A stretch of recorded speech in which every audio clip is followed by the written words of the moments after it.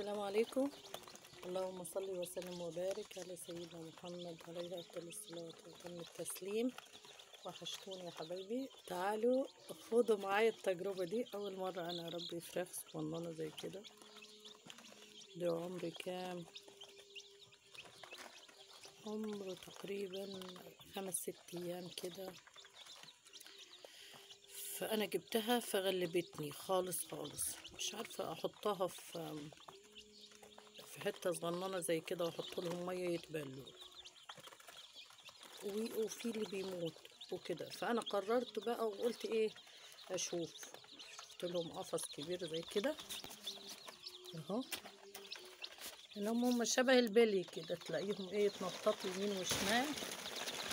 فقلت ايه بقى، احطهم في الكبير ده هو.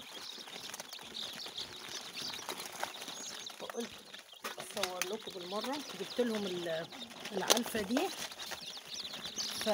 فكنت الاقيها قاعده زي ما هي ويفضلوا يصوصوا لانهم جعانين. فقمت ايه، قلت ايه اللي ضمني ان هي دي العلفه دي ممكن تكون ما هوش اكل كويس او صالح للكتاكيت، لان الواحد ما عادش دلوقتي ضامن اي حاجه. فقلت اكلهم من اكل البيت، ما حرام يترمي. في نفس الوقت انا ضامنه يعني ايه بالظبط هيكون، ما يكونش حامض وما هوش بايظ كده، ما هوش حمضان يعني، وحلو نضيف وتمام، وبواقي اكل يعني، مش هبذر يعني، مش تبذير يعني. المهم قلنا نشوف ايه دلوقتي يتصرفوا ازاي.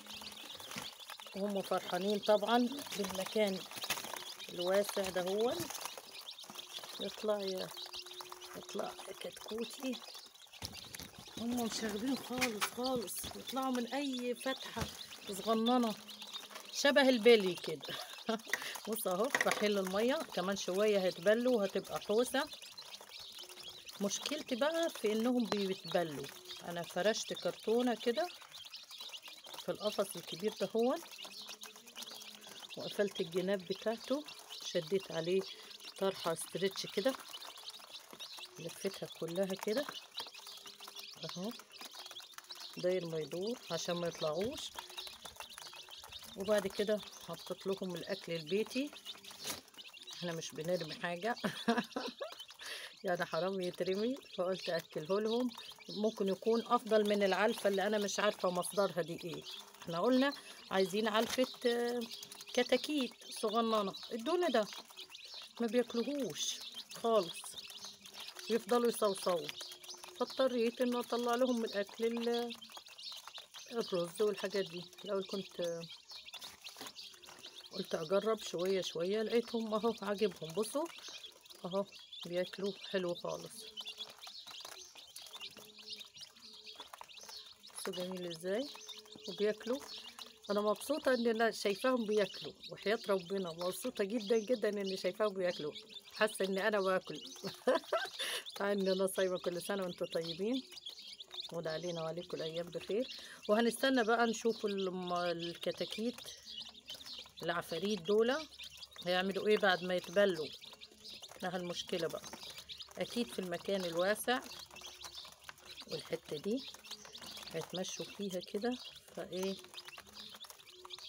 فمش هينشفوا بسرعه يعني.